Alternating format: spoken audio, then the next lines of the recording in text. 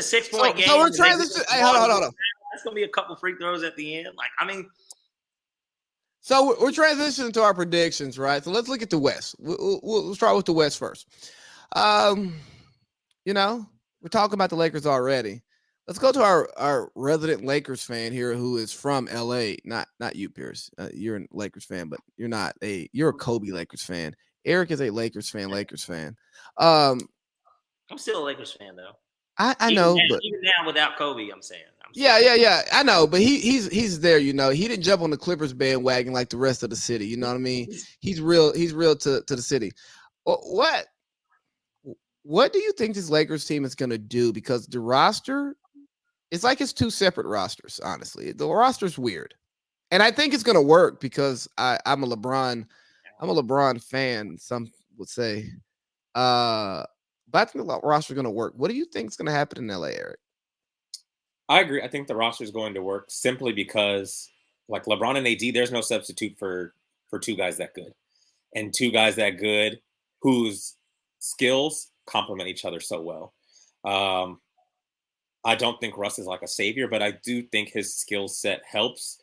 If you sort of just let him run wild, it will take some pressure off LeBron. Let him rest some. Melo can shoot. I would have liked to honestly keep KCP. So kind of bummed they didn't do that. And I would have liked to instead get Buddy Hield. That one didn't happen. But so you wanted Buddy over Russ?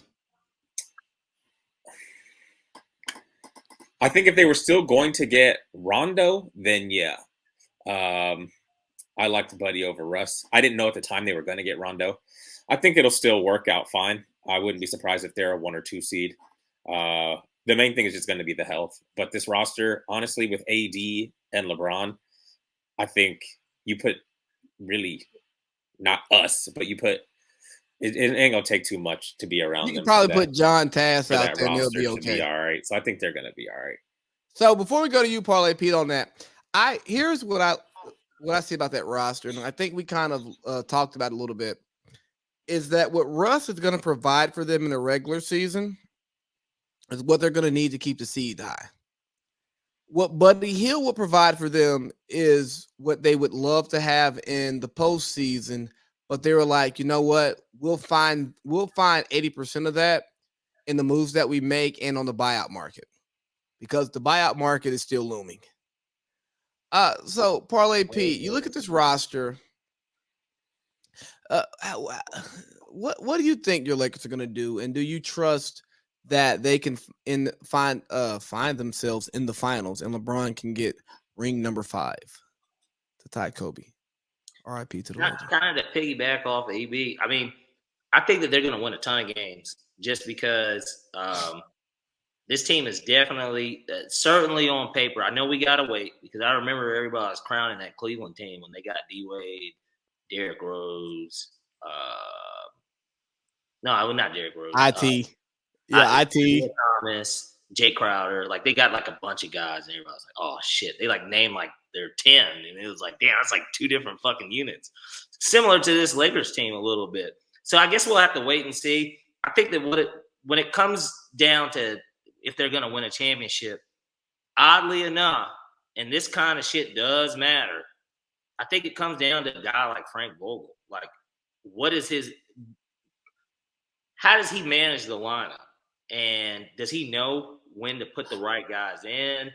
I know that everybody's like, yeah, LeBron's the GM and the coach and all this, and I get it. He's not. He isn't. Yeah, he's a field general, of course, or a court general in this case. And, of course, he can put the bug into Pelinka's ear to get somebody or something. But at the end of the day, they still have to practice together and get the stuff put down. And especially Russ, I think Russ sacrificing is going to be the biggest thing. But I feel like LeBron's going to fall back more than anyone. Not statistically necessarily, but just from a standpoint of you and AD kind of run this thing.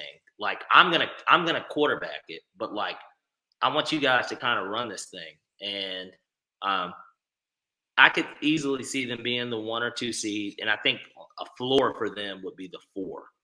I don't see them really falling below that. I think they host a playoff game.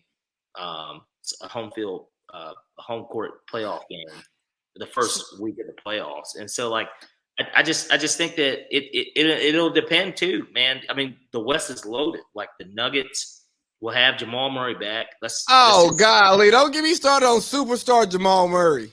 Hey, Jokic won the MVP. They were Jamal Murray. Hold on. You brought the Nuggets. Hold on. You brought the Nuggets. Jamal Murray is the most overhyped 20 points per game ass player the NBA has ever seen.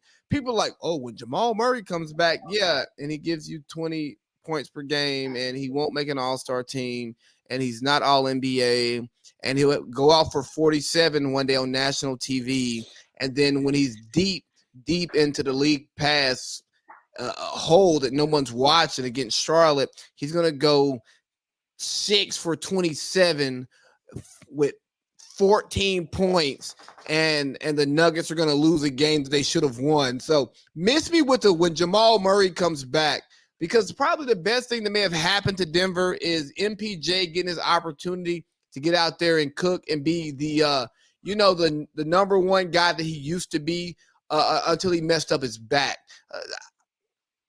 You just can't get me with the Jamal Murray thing. Like, I've watched Jamal Murray play for years. And I think Jamal Murray is a really good – I think he's off-brand C.J. McCollum, if we're being honest. He's off-brand C.J. McCollum. And that's fair. I think we talked about that in the group. We compared him, C.J., and to like Tobias Harris. They're these guys that are like they've never been all-stars.